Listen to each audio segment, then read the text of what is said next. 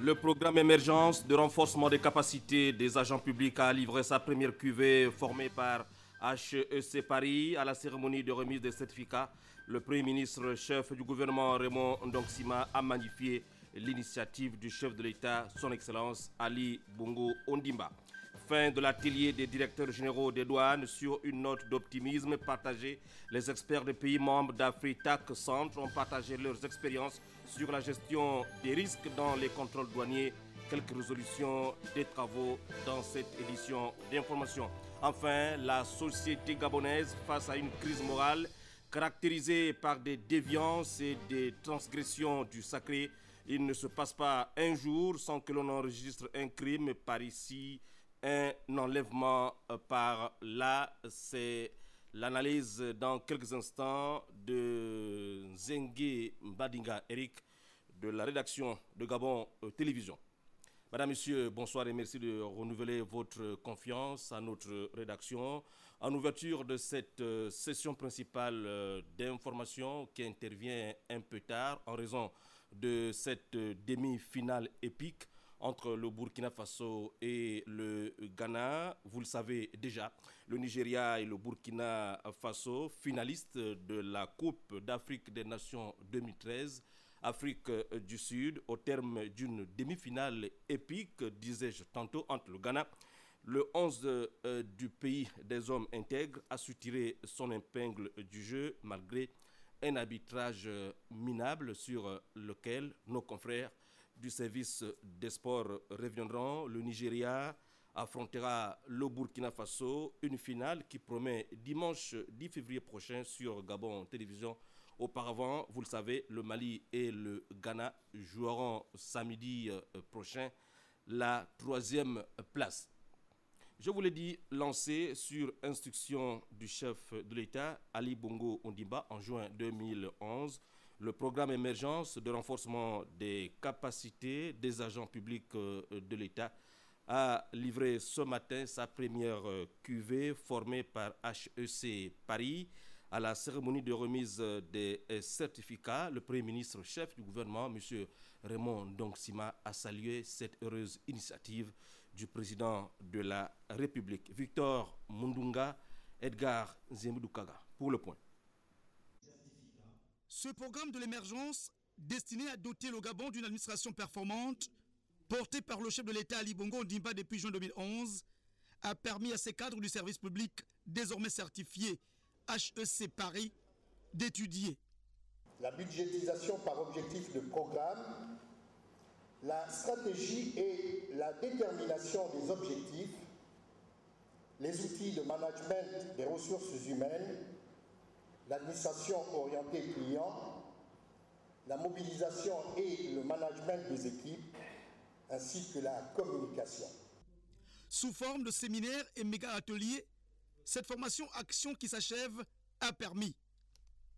Sur plus de 400 stagiaires au départ, vous êtes seulement 160 à être éligibles ce jour au certificat HEC. Preuve incontestable de votre assiduité, de vos qualités d'assimilation ainsi que de votre professionnalisme. Vous en êtes récompensés en devenant les premiers lauréats de ce programme de formation Émergence. Je vous en félicite. Relayant la vision du président de la République dans ce programme de l'émergence, le chef du gouvernement a très clairement souligné 2 originalités dans cette recherche des compétences.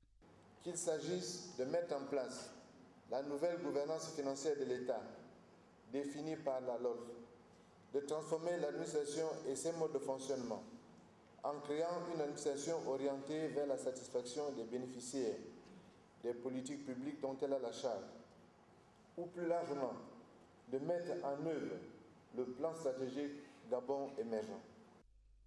Cette première promotion du programme de l'émergence est surtout le fruit d'une mobilisation des formateurs et des jurys dans l'élaboration des rapports de recherche au sein des 9 projets publics retenus à l'origine.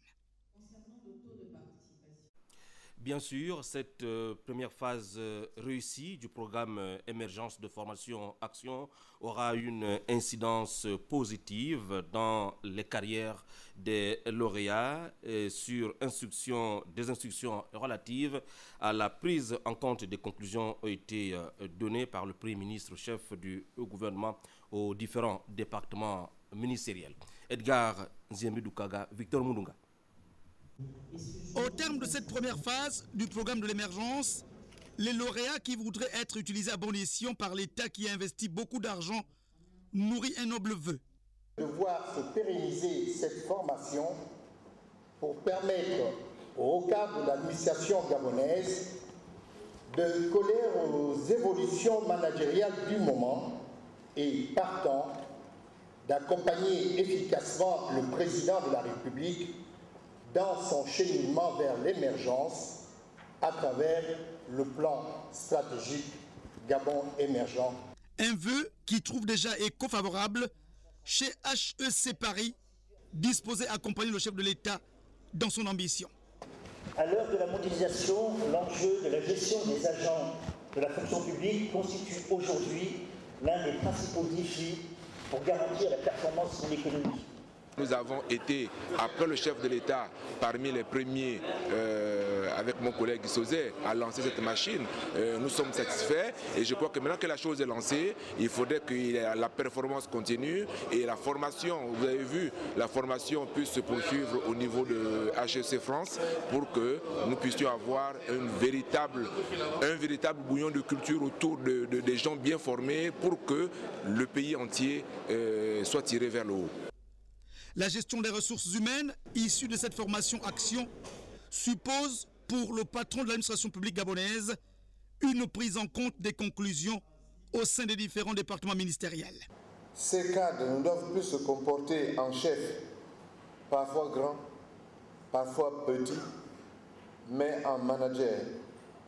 Le manager, ce n'est pas celui qui prend les décisions, c'est celui qui guide, qui motive, qui suscite l'initiative, la créativité, la responsabilité. Je demande à Madame la ministre du Budget, des Comptes publics et de la fonction publique de faire la plus grande diligence dans l'examen des possibilités de bonification d'échelon pour les cadres formés par ce programme. Il reste maintenant aux différents lauréats certifiés ici de pouvoir capitaliser les conclusions contenues dans les rapports remis officiellement.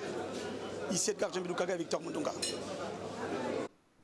Depuis son élection à la tête du pays, le président de la République, le réalisme politique du chef de l'État l'a conduit à initier un certain nombre de réformes, dont celles touchant aux normes régissant une société et un système de valeurs qui concourent au fonctionnement d'une nation équilibrée. L'émergence du pays passe par des comportements nouveaux, en dépit de cette volonté affichée par le chef de l'État. Notre pays n'échappe pas à une crise morale caractérisée aujourd'hui par des déviances et des transgressions du sacré des individus en quête d'aisance matérielle et d'ascension sociale. Ça donne à cœur joie à des pratiques fétichistes, crimes rituels, enlèvement d'enfants et profanation des églises sont devenus le lot quotidien des Gabonais, faisant chaque jour la une de nos quotidiens. L'analyse de la rédaction de Gabon Télévision, Eric Nzengi Mbadinga. Serait-elle en état de déliquescence complète? Va-t-elle à la dérive? La question que se pose l'opinion est réelle, car des faits divers d'inspiration démoniaque sont devenus le quotidien des Gabonais. Crimes rituels, profanation des églises, kidnapping, viol et inceste font la une des journaux. C'est un véritable condensé des 10 plaies d'Égypte. Ces déviances constituent une entorse à la paix sociale. On vit toujours comme si on doit faire comme les autres. Conséquence, nous assistons dans notre société à une dépravation des mœurs. Ensuite, à une déviation, à un comportement odieux d'assassinat, de crimes rituels. Et nous assistons à ce que j'appelle la perte des valeurs et l'inversion des modèles fondamentaux. Les valeurs qui nous guidaient par le passé sont en train de s'estomper. les valeurs d'autorité, les valeurs de masculinité, le respect de son grand frère, de son père, etc., le respect de l'être humain.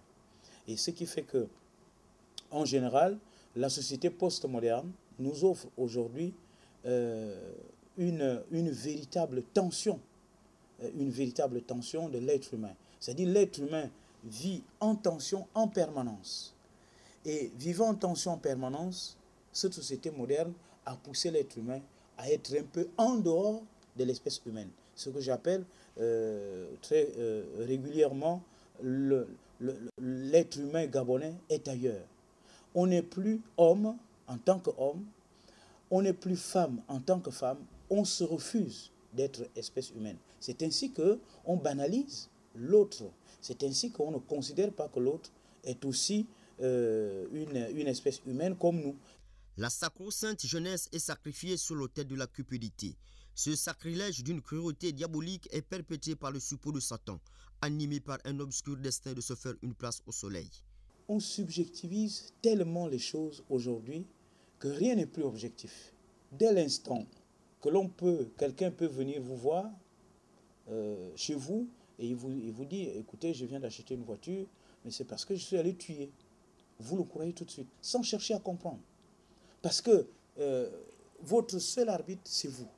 Votre seul repère, c'est vous. Et il n'y a plus de censeur entre ce qu'on vous dit et vous-même. Par rapport à ce déficit de la censure individuelle et personnelle et sociétale, on est prêt à tout faire. Même si le crime est une caractéristique inhérente à toute société, au Gabon, il a outrepassé les limites. Les marionnettistes qui tirent les fils de ce groupe d'assassins sont tapis dans l'ombre.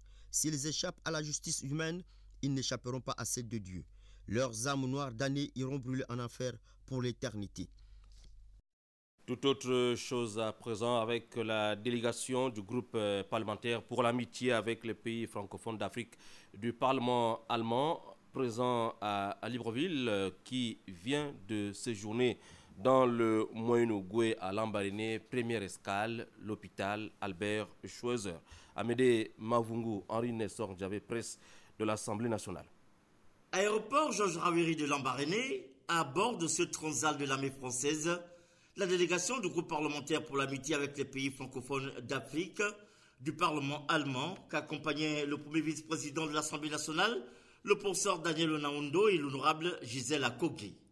Outre l'accueil par les autorités locales en tête desquelles le préfet Gervais Pambo et le maire Michel Akogui, les usages protocolaires suivis par la remise de la clé de la ville du Grand Docteur Blanc, le séjour de la délégation des députés de la Bundestag a débuté par le cabinet du gouverneur du Moyen-Ogooué, Pascal Yamalendoy, pour la civilité d'usage, lequel gouverneur n'a pas manqué de présenter la promesse, ses potentialités économiques et la vision du chef d'État Ali Bongo Ondimba qui voudrait faire du Gabon un pays émergent en 2025.